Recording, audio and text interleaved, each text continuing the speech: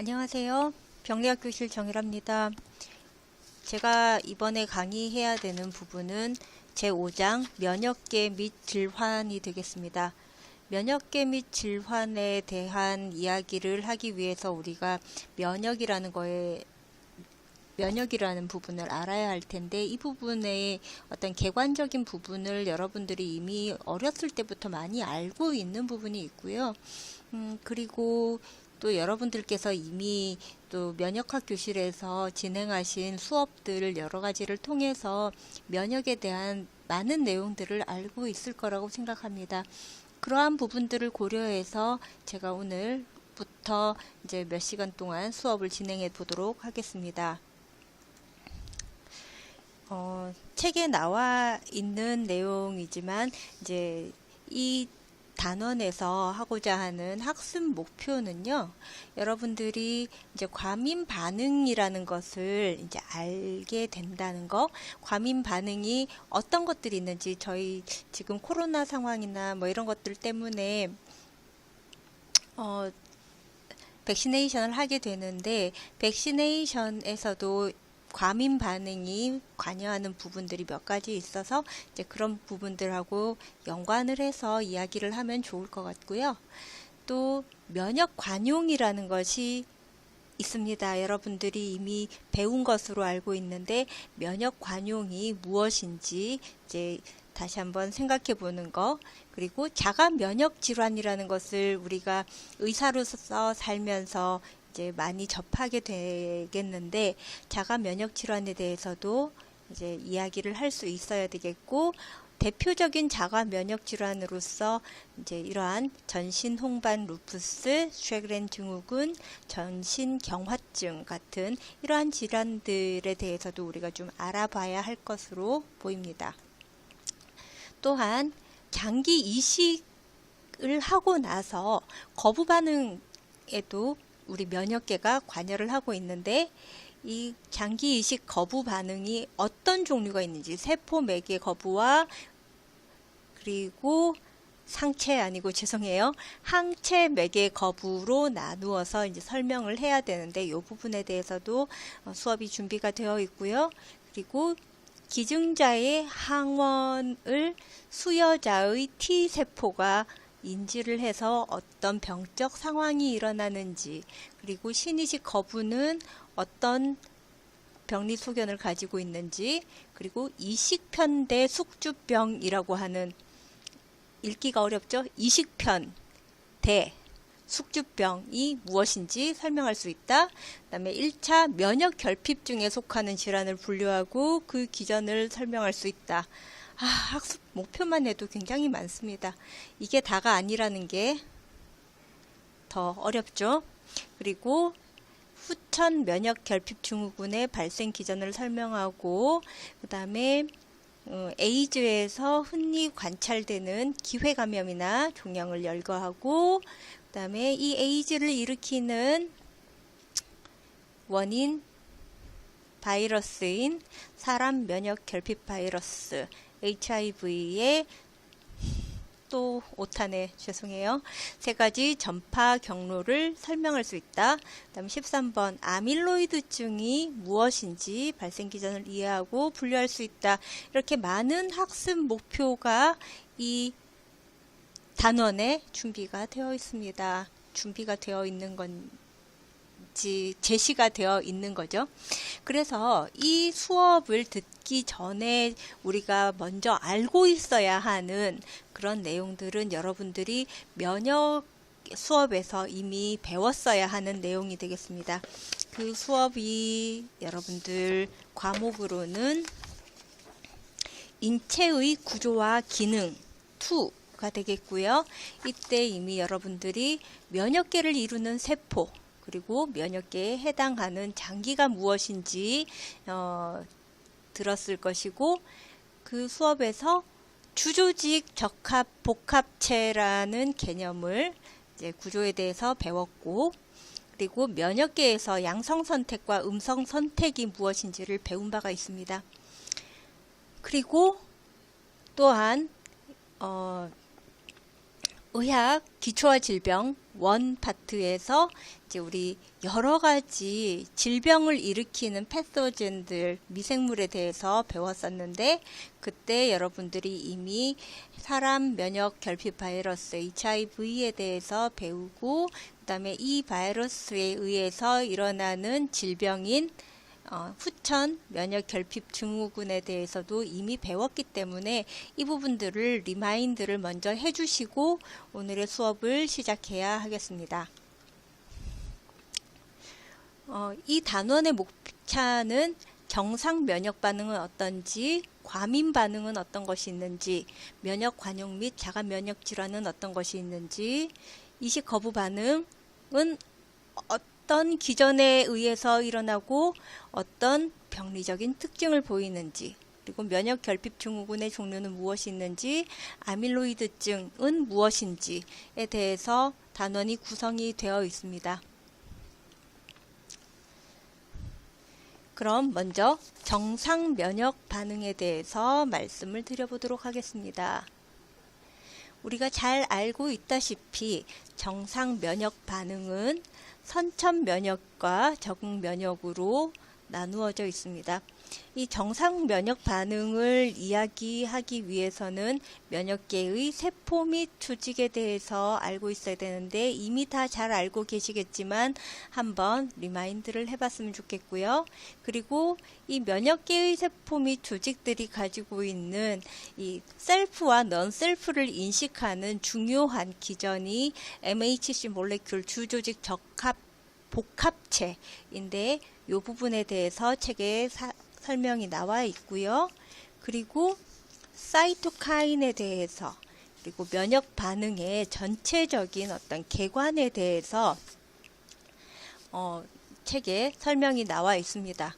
근데 여러분들이 여기저기에서 이러한 내용들에 대해서 많이 배워왔기 때문에 저는 오늘 면역계의 세포 및 조직에 대해서 이야기를 하고, 그리고 전반적인 면역 반응의 개관에 집중하여 수업을 진행해 보고자 합니다. 자, 먼저 면역계를 이루고 있는 세포 및 조직이 어떤 게 있는지 우리 한번 생각을 해볼까요? 림프 노드 있을 거고요. 그 다음에 사이무스 같은 거 있을 거고, 그 다음에 톤실, 스플린 같은 그런 조직들이 있겠죠. 면역계를 이루고 있는 장기는 크게 센트럴 컴포넌트와 페리페럴 컴포넌트로 나누어서 설명을 할 수가 있습니다. 센트럴 컴포넌트라고 한다면 우리 면역계를 이루고 있는 세포가 주로 이제 백혈구가 되겠죠. 이 백혈구를 만들어내는, 그 중에서도 림프구를 만들어내는 장기, 만들어지고 성숙되는 장기가 이제 센트럴 컴포넌트가 되고, 이 센트럴 컴포넌트는 본메로우와 사이무스가 되겠습니다. B셀은 본메로우에서 주로 이제 성숙을 하게 되고, T셀은 사이무스에서 성숙을 하게 되죠. 이렇게 만들어진 면역계의 세포, 성숙되어진 면역계의 세포가 바깥으로 나와서 액션을 하는 장소, 실질적인 면역 반응을 일으키는 그런 액티베이션 되는 장소를 이제 페리페럴 컴포넌트라고 하고요. 이 페리페럴 컴포넌트에는 우리가 잘 아는 흔히 들어보는 림프노드, 림프절, 그리고 비장, 스플린, 그리고 톤실, 피곤하면은 목 붓고 아파지는 곳이 이 아데노이드와 톤실이죠. 이 톤실, 그리고 장 안에 있는 이제 림프 조직들이 뮤코자, 점막에 있는 림프 조직이라고 해서 뮤코자 어소시에이티드 림포이드 티슈라고 약해서 말트라고 자주 이야기하는 이런 조직이 페리페럴 컴포넌트에 해당을 하게 되겠습니다. 말초 림프 기관은 이제 림프절, 비장, 점막, 면역 조직 등으로 이야기를 할 수 있겠고, 그 중에서 이제 대표적인 가장 전형적인 구조로 먼저 설명을 할 수 있는 게 림프절이 되겠는데요. 이 림프절은 약해서 이제 엘렌이라고 주로 칭하게 되고요. 이 림프절 같은 경우에는 B셀이 주로 분포하는 구역과 T셀이 분포하는 구역이 나누어져 있습니다. B셀은 림프절의 피막 가까이에 있는 부분, 피막에 가까이 있기 때문에 피질이라고 이야기를 하죠. 이 피질 부근에 이렇게 작은 동글동글한 구조를 이루면서 모여 있습니다. 이 동그란 구조를 폴리클이라고 이야기를 하고요. 우리나라 말로는 소포라고 합니다. 이 폴리클을 이루고 있고, 이러한 폴리클은 자극이 없을 때는 그냥 이렇게 밋밋하게 이렇게 사이토플라즘을 별로 가지지 않는 작은 림포이드 셀들이 모여 있기 때문에 이렇게 보이게 되는데요. 이러한 구조를 이제 프라이머리 폴리클이라고 하고, 자극을 받게 되면 이렇게 중간에 밝은 부분이 생기게 됩니다. 이 밝은 부분을 저미널 센터라고 하고요. 이 저미널 센터를 형성하는 경우에 세컨더리 폴리클이라는 표현을 사용해서 이야기를 하고 있습니다. 이 저미널 센터를 형성하는데 이 부분은 이제 B셀이 되겠고요. T셀은 저미널 폴리클을 가지는 이러한 림포이드 폴리클, 저미널 센터를 가지는 림포이드 폴리클과 폴리클 사이에 인터폴리큘라 에어리어, 폴리클과 폴리클 사이 부위를 이제 인터폴리큘라 에어리어라고 부르는데, 그러한 부분에 분포를 하거나 아니면은 보다 안쪽에 콜텍스에서 조금 더 안쪽 이런 부분에 이제 주로 분포를 하게 됩니다.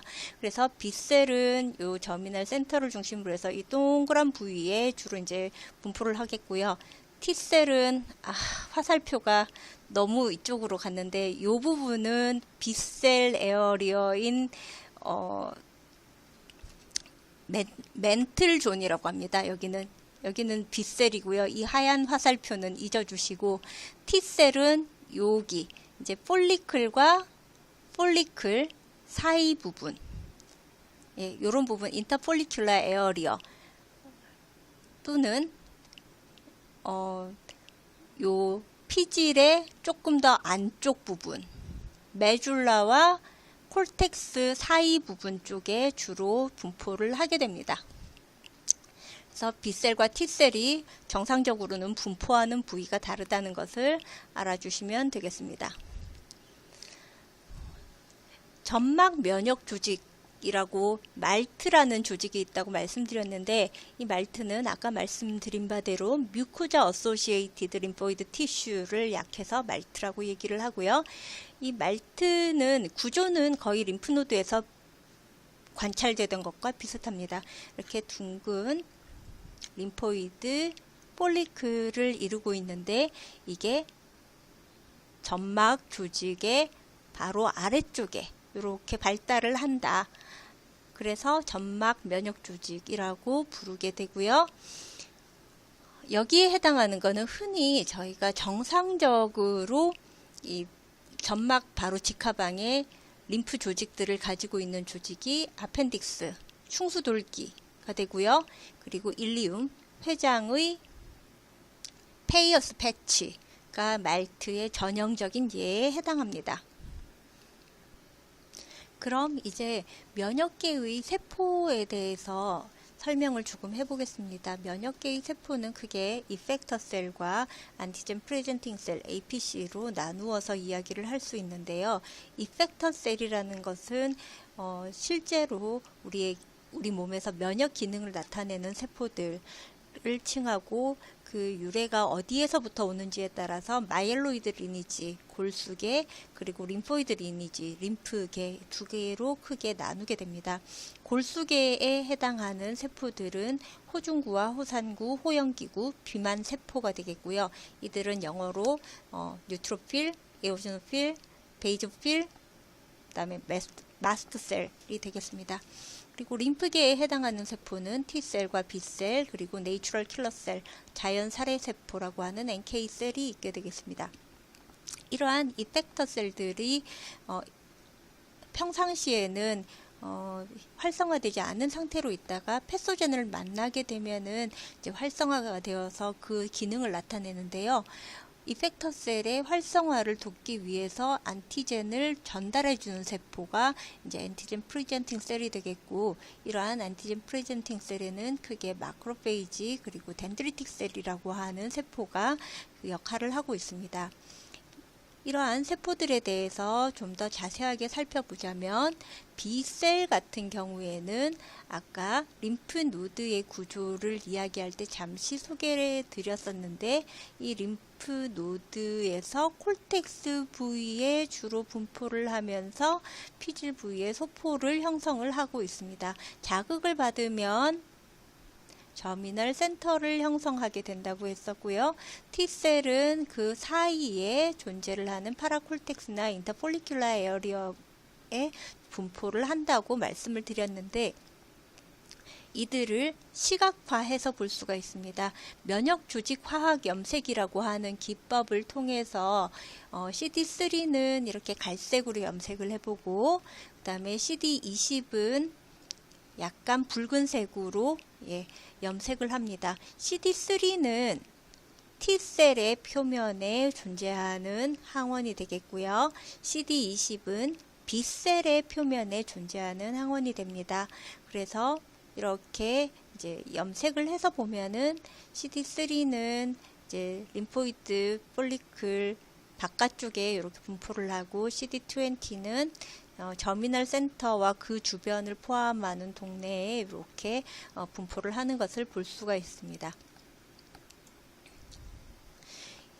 T셀은 기능적으로 크게 크게 세 가지로 이제 분류를 할 수 있고요. T셀의 같은 리니지로 약간 조금 다른, 그러니까 이제 T셀의 분류에 넣기도 하고 넣지 않기도 하는 게 자연 살해 세포 NK셀입니다. 크게 이제 세 개로 분류해서 이야기를 해보자면, T셀은 공통적으로 CD3라고 하는 항원을 발현하는데, 그 외에도 이제 세포 표면에 가지고 있는 다른 항원들이 CD4와 CD8이 있습니다. CD4를 발현하는 세포는 이제 도움을 주는 헬퍼 T셀로 작용을 하고요. 이들은 타입 2 MHC가 제시하는 항원을 인식을 합니다. 이 CD4 포지티브 헬퍼 T셀은 전체 T셀의 약 60% 정도를 차지하고, B셀을 자극을 해서 안티바디를 생성하고 다른 림포사이트를 활성화시켜서 미생물을 파괴할 수 있는 그런 자극을 주는 세포가 헬퍼 T셀이 되겠습니다. 또 다른 T셀의 종류로서 CD8을 표면에 발현하는 그런 T셀이 있는데, 이 CD8 포지티브 T셀은 인펙티드 셀을 죽이는 역할을 합니다. 얘는 제1형 MHC가 제시하는 항원을 인식하게 되고, 우리 셀프인데 어떤 바이러스 등에 감염이 되어 있는 세포를 죽이는 일을 하기 때문에 사이토톡식 T셀이라고 표현을 하고, 이들은 T셀의 약 30%를 차지를 하고 있습니다. CD4 포지티브 헬퍼 T셀이나 CD8 포지티브 사이토톡식 T셀과 또 다른 역할을 하는 T셀이 있는데, 이들을 레귤레이터리 T셀이라고 하고, 이들은 이제 강한 자가 면역성을 가지고 있고요.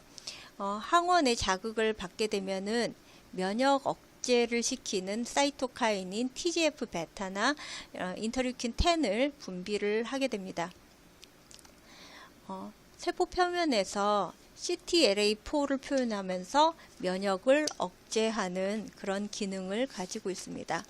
그래서 T셀은 기능적 종류를 세 가지로 분류한다고 하면 이제 헬퍼 T셀, 사이토톡식 T셀, 레귤레이터리 T셀로 나눌 수가 있겠고요. 그리고 네 가지로 분류하라고 하면은 이제 자연 살해 세포, 적응 면역이 아닌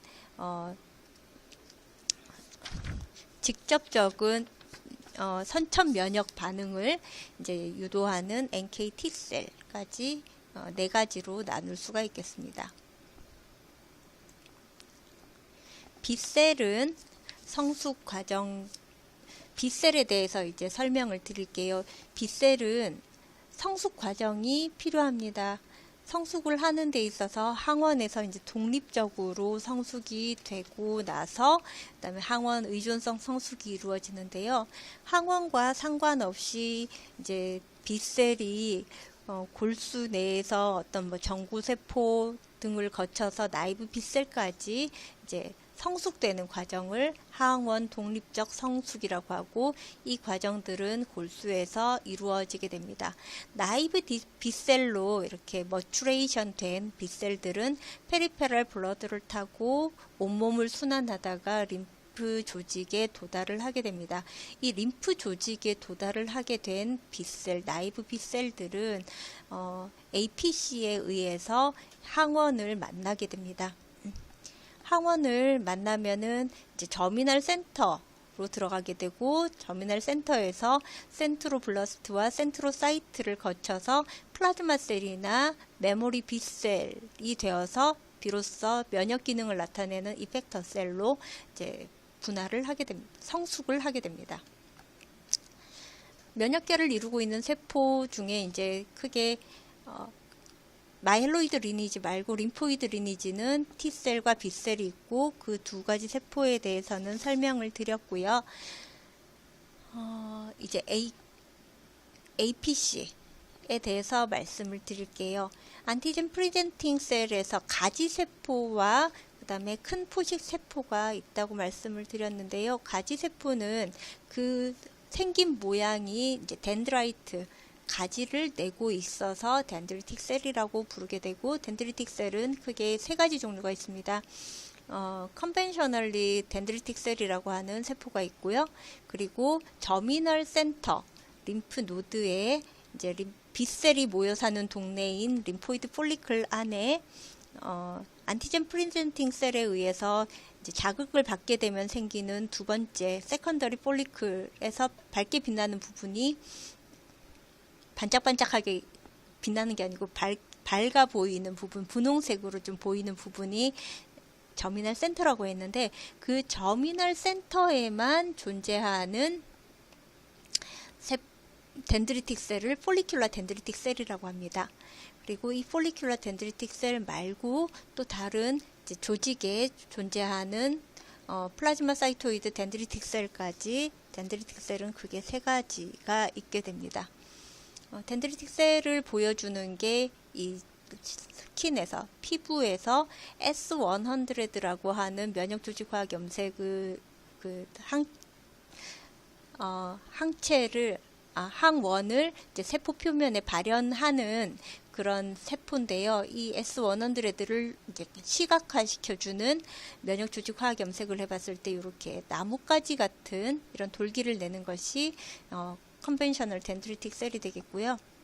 저미널 센터에서 CD21이라고 하는 마커에 의해서 이제 이렇게 시각화되는 덴드리틱 셀이 폴리큘러 덴드리틱 셀이 되겠습니다.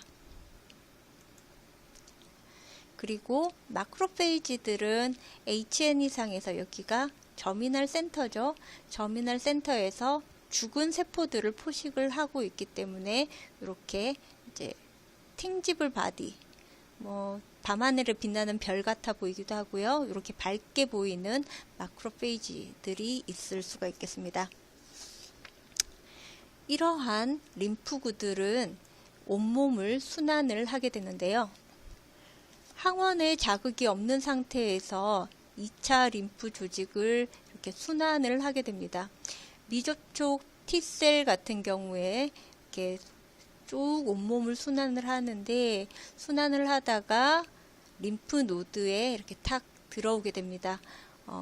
에이프런트 림페틱스를 통해서 림프절로 들어온 T셀들은 정맥 중에서 이제 하이 엔도셀리알 베뉴이라고 하는 고내피 새 정맥이라고 하는 구조를 통해서 림프 노드의 사이누소이드로 들어가게 되고요. 사이누소이드를 통해서 이제 T셀이 사는 동네 파라콜텍스와 인터폴리큘러 에어리어로 이렇게 도입이 되게 됩니다. 여기에서 림프구들은 APC를 만나게 됩니다. 안티젠 프리젠팅 셀로 이제 작용을 하는 것들이 마크로페이지와 덴드리틱 셀이겠죠.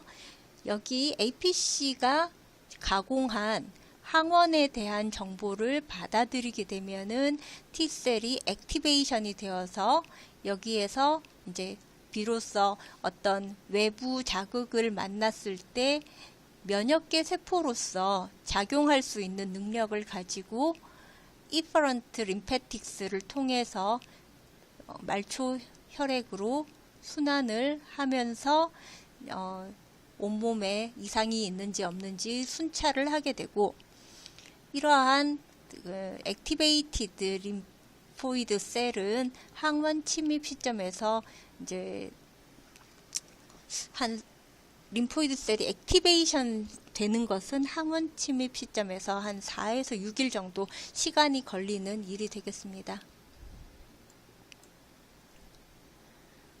하이엔드 셀리얼 베뉴는 이렇게 실제로 H&E에서 보면은 이렇게 보입니다. 림프 노드 안에 있는 베슬인데 그 베슬 안에 이렇게 림포이드 셀이 이렇게 있는 것들을 볼 수가 있게 되죠. 자, 그럼 이렇게 설명드렸었던 우리 면역계의 세포들이 일으키는 면역 반응을 크게 세 가지 과정을 통해서 알아보도록 하겠습니다. 면역 반응은 크게 항원 제시와 세포 매개 면역 반응 T셀에 의해서 일어나는 세포 매개 면역 반응과 B셀에 의해서 일어나는 항체 면역 반응으로 정리를 해볼 수 있겠습니다. 항원의 제시 과정은 APC, 덴드리틱 셀과 그리고 마크로페이지로 대표되는 APC에 의해서 일어나게 됩니다. 가지세포가 외부 항원을 인식하기 위해서는 외부 항원을 인식하는 리셉터를 통해서 인식을 하게 되고, 이 리셉터가 외부 항원을 인식하게 되면 덴드리틱 셀이 외부 항원을 포식하게 되고요. 적당히 이제 분해 과정, 가수 분해 등을 통해서 이렇게 안티젠을 프로세싱을 해서 주조직 적합체에다가 일부의 펩타이드를 제시를 하게 됩니다. 제시된 펩타이드 옆에는 이게 덴드리틱 셀입니다 라고 표시를 하는 이런 T셀을 자극하는 보조 자극 분자가 같이 표현이 되는데, 이 보조 자극 분자는 CD80이라든지 CD86, CD40, 아이코스-L 등이 T셀 자극 보조 분자가 되겠습니다. 이러한 T셀 보조 자극 분자와 그리고 안티젠을 가지고 있는 MHC를 T셀이 인지를 해서 이 안티젠 자체는 T셀 리셉터가 인지를 하고요. 그리고 보조 분자들은 CD28, T셀의 표면에 발현되어 있는 CD28이라고 하는 분자가 인식을 해서 T셀이 액티베이션 돼서 면역계 세포로서 이펙터 셀로서 이제 분할을 하게 됩니다. 액티베이션이 되어서 면역계의 세포로 일을 하게 되고요. 그러면서 가지세포는 이렇게 MHC를 통해서 T셀 리셉터에 안티젠의 정보를 전해줄 뿐 아니라 인터류킨 12를 분비를 해서 주변에 있던 T셀들을 CD4 헬퍼 T셀로 분화시키는 데에도 관여를 하고 있습니다. 이렇게 안티젠 프리젠팅 셀과 그리고 이제 T셀의 관계를 보면은 말씀드렸던 것처럼 이렇게 보조 자극 분자로서 CD80이나 86이나 CD40이나 아이코스-L 등의 보조 자극 분자를 이제 CD28이 인지를 하고, 그리고 CD3나 CD4하고 그 다음에 T셀 리셉터가 함께 MHC 몰레큘을 인지를 해서 액티베이션이 이루어지게 됩니다. CD4를 인지하는 CD4를 가지고 있는 세포는 헬퍼 T셀이죠. 그리고 T셀 리셉터 옆에 있는 이 분자가 만약에 CD8이라고 하면 사이토톡식 T셀이고요. CD4는 MHC 클래스 2를 인지를 하고요. CD8은 MHC 클래스 1을 인지를 합니다. 그래서 CD4의 4, 그 다음에 MHC 몰레큘의 2, 그래서 곱하면 4, 2, 8이 되고요. 그 다음에 CD8하고 MHC 몰레큘의 클래스 1의 1 곱하면 8이 되고, 그렇게 외울 수도 있습니다.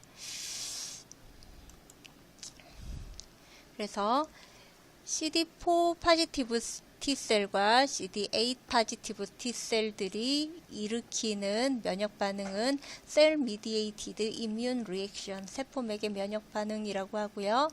이 CD4 파지티브 T셀은 이펙터 헬퍼 T셀로 분할을 해서 사이토카인이 분비되는 양상에 따라서 이제 T 헬퍼 타입 1, 타입 2, 그 다음에 타입 17 세포 등으로 분할을 해서 직접적으로 세포를, 그러니까 감염된 세포를 죽이거나 하지는 않지만 다양한 역할에 다양한 형태로서 면역 반응에 도움을 주는 헬퍼 셀이고요. CD8 파지티브 T셀은 이펙터 T셀이고 직접적으로 세포를 죽이는 그래뉼들, 그레인자임 B 같은 사이토톡식 그래뉼을 가지거나 아니면 파스라이간드를 가지고 있어서 에이팝토시스를 유도하는 그런 기능들을 가지고 있습니다. 그래서 이 도움 T세포, 헬퍼 T셀은 이제 다양한 분화 경로를 가지는데요. 아까 헬퍼 T셀에 1, 2, 17이 있다고 했는데, 나이브 T셀이 APC로부터 자극을 받는데, 그때 주변에서 이제 영향을 받는 인터루킨의 종류에 따라서 얘들의 진로가 정해집니다. 주변에서 인터루킨 12가 영향을 주고 있었다면 이 나이브 T셀은 TH1셀로 분할을 하게 되고요. TH1셀 같은 경우에는 큰 포식세포가 세포 내로 병원체를 포식할 때 이제 도움을 주는 세포고, 결핵균 감염 등에서 주변에 많이 관찰이 되게 됩니다. 그리고 TH2셀은 B세포가 임무글로불린 E를 생산하도록 도와주는 역할을 하고요. 이때는 이제 기생충이나 알러젠에 노출을 했을 때 이제 많이 주변에서 관찰이 되는 세포이고, 이 TH2셀은 비만세포나 호산구 등을 자극하는 그런 기능을 가지고 있습니다. 인터루킨 17 같은 경우에는 중성구를 불러들이는 역할을 하는데, 이 나이브 T셀이 TGF-베타나 인터루킨 6에 의해서 자극을 받으면 TH17으로 분할을 하면서 이 TH17이 인터루킨 17을 분비를 하고, 얘들이 주변에 중성구를 불러들이게 됩니다. 중성구를 불러들이게 되면은 주변에 이제 어큐트 인플라메이터리 리액션이 보이게 되겠죠. 그리고 또한 면역계의 세포만 자극하는 게 아니고, 이 TH17은 상피세포를 자극을 해서 상피세포 간의 물리적인 장벽을 강화해서 주변에서 바깥 외부에서부터 오는 패소젠들, 안티젠들을 막는 그 공고한 장벽을 만드는 역할을 하게 됩니다. TGF-베타는 또한 17번 뿐만 아니고 Treg으로 레귤레이터리 T셀로 분할을 하는데도 이제 관여를 하고 있고요. 이때는 인터루킨 6가 아니고 인터루킨 2와 함께 작용을 하면 레귤레이터리 T셀로 분할을 하게 되고, 이 레귤레이터리 T셀은 면역 반응을 억제하는, 면역 반응을 촉진시키는 게 아니고 억제하는 능력을 가지고 있는 그런 세포로 분할을 하기도 하고요. 그리고 폴리큘러 헬퍼 T셀로 뭐 분할을 하는 그런 도움을 주는 인터루킨 21 같은 것도 있는데 이 부분은 학생들은 잘 모르셔도 될 것 같아요. 그래서 어떤 자극을 받아서 어떤 헬퍼 T셀이 돼서 어떤 기능을 하는지 좀 알아놓으시면 좋겠습니다.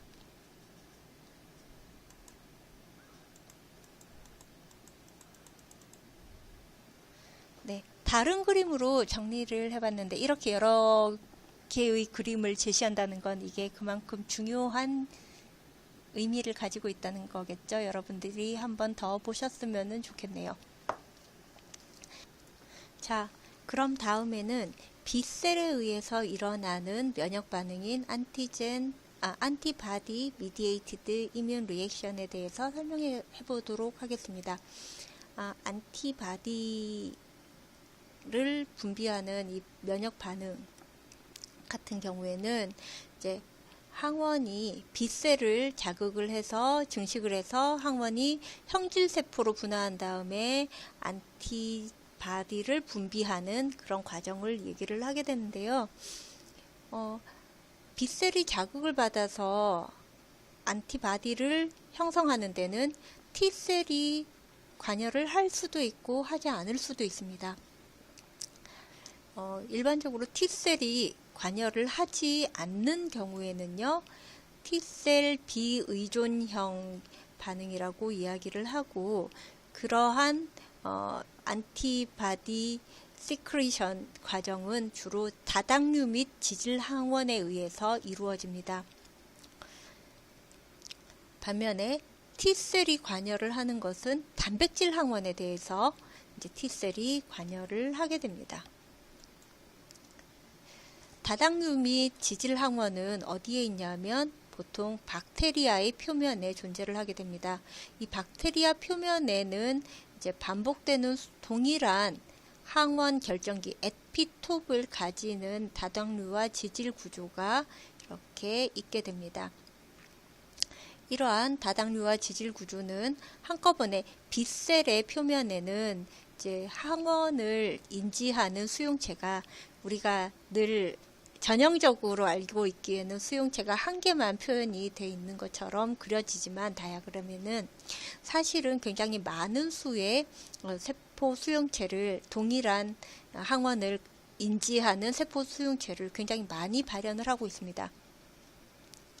이들을 한꺼번에 이제 여러 개의 수용체가 인지를 하게 되면 강한 신호가 전달이 되면서 생성되는 항체의 종류가 IgM이 되게 됩니다. 반면에 펩타이드, 단백질 성분 같은 경우에는 바로 B셀 표면에 있는 세포 수용체를 자극하지 못하고요. 단백질 같은 경우에는 T셀의 도움이 필요합니다. T셀이 이제 표지를 하고 있는 T셀 리셉터와 MHC 몰레큘 사이에 이제 표현을 하고 있는 이 외부의 항원을 B셀이 인지를 하게 되는데요. 이때 T셀이 아까 APC를 인지할 때 T셀 보조 인자가 필요했었고 그 T셀 보조 인자가 CD8과 CD86 그 다음에 CD40, 아이코스L 같은 것들이 필요하다고 했었는데 그와 마찬가지로 B셀이 T셀을 인지할 때도 이제 이렇게 CD80과 CD28을 같이 인지를 하고 또한 B셀과 T셀 사이에 CD40과 CD40 라이간드가 함께 작용을 해서 T셀과 B셀을 인지를 하게 됩니다. 그렇게 해서 이제 B셀로 전달된 항원에 대한 정보가 가공이 되어서 B셀이 항체를 발현을 하게 됩니다. 그래서 항체 면역 반응, 휴머럴 이뮤니티 같은 경우에는 이제 B셀이 프롤리퍼레이션 되면서 이제 IgG나 이제 하이 어피니티를 가진 IgG 등을 발현을 해서 각자의 어떤 면역 기능을 나타내게 됩니다. 오늘 수업한 내용은 크게 이제 면역계 세포 및 조직이 어떤 게 있는지, 그리고 면역 반응에는 셀 미디에이티드 이뮨 리액션과 안티바디 미디에이티드 이뮨 리액션이 있다. 이 간단한 내용을 길게 설명드렸고요. 이 부분에 대해서는 여러분들이 이미 배운 바가 있기 때문에 인트로덕션 정도로 생각을 해서 쉽게 받아들이시면 될 것 같습니다. 수업하시느라고 고생하셨습니다. 수고하셨습니다.